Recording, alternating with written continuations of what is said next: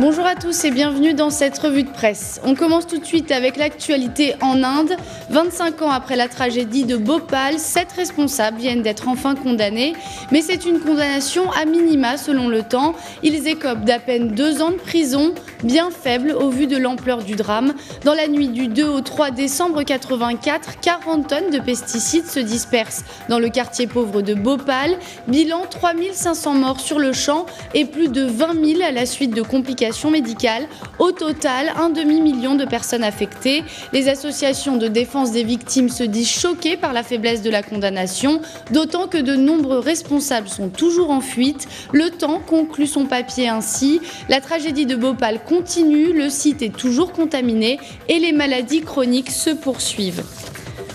Dans une autre ampleur, une autre catastrophe industrielle, la marée noire aux États-Unis. Les pages Planète du Monde se penchent sur le nouveau symbole de ce drame écologique, le pélican. La photo a fait le tour du monde. Prise le 3 juin, elle montre un pélican englué dans le fioul, l'œil hagard. Le nombre d'animaux touchés augmente de jour en jour. En une journée, 53 pélicans ont été récupérés avant d'être nettoyés. Selon le journal, le sort des pélicans a réussi à éclipser la mini-victoire de BP ce week-end face à la fuite.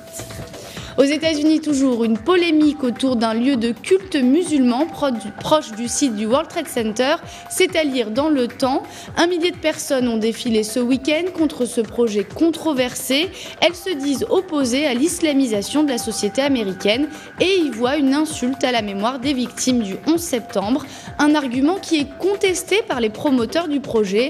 Eux y voient une occasion de faire progresser le dialogue entre cultures, une façon de faire reculer le radicalisme, souligne Le Temps.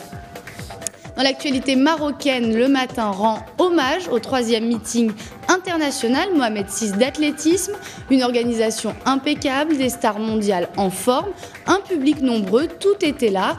On notera les performances de Halima Achlaf aux 800 mètres et celle de la Jamaïcaine Shelly Ann Fraser aux 100 mètres. Désormais, le meeting fait partie du circuit des grandes rencontres internationales. Selon Le Matin, il est devenu en 3 ans la plus grande rencontre d'athlétisme du continent africain. On reste en sport à quelques milliers de kilomètres plus au sud. La sélection algérienne vient d'arriver à Durban en Afrique du Sud. Les 23 joueurs harassés par le voyage se reposent avant d'aller se décrasser. D'après El Watan, le moral est bon. Les joueurs vont travailler sur la cohésion entre les 3 compartiments. Ils ont une semaine pour se remettre à 100%. Les Verts affronteront des Slovènes très en forme le 13 juin. Le mondial, c'est une histoire de sport, mais l'argent n'est jamais loin. C'est ce qu'a choisi de dévoiler Le Monde. Les fabricants de télé se frottent les mains. Environ 250 000 postes vendus en plus pour la Coupe du Monde. Et cette année, c'est la 3D qui devrait bien marcher. Le plus gros jackpot, c'est pour l'organisateur. La FIFA devrait ainsi engranger 2,6 milliards d'euros. Et la pub, bien sûr, TF1 fera payer 300 000 euros les 30 secondes d'écran si les Bleus sont en finale. La moitié s'ils perdent avant. Et pour finir, les sponsors, c'est l'heure de la grande compétition entre Adidas, Nike, Puma et les autres, une compétition à coût de milliards d'euros. De son côté, le journal suisse Le Temps a lui préféré aller dans l'envers du décor, du côté des joueurs africains, leur mode de recrutement, les filières pour partir à l'étranger, la précarité une fois sur place. Dépendant des permis de travail et du bon vouloir des clubs, leur situation est souvent difficile. Ils ont le taux de mobilité le plus élevé par rapport à la moyenne. 40% des joueurs en Europe disparaissent du circuit après à peine 2 ou 3 ans. Voilà, c'est la fin de cette revue de presse. Très très bonne journée à tous.